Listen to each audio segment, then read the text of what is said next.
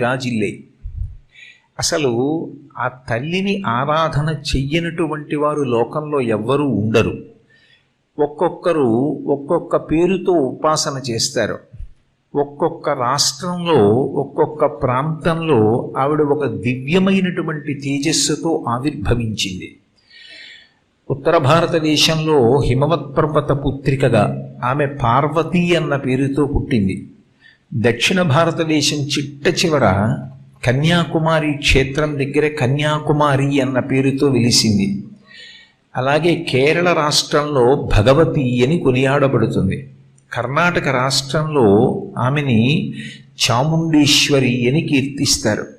అదే తల్లి మళ్ళీ తమిళనాటకి వచ్చేటప్పటికి పాండ్య రాజ్యం దగ్గరికి వచ్చేటప్పటికి మీనాక్షి అని కీర్తింపబడింది. అదే తల్లి తుండీర మండలంలో అంటే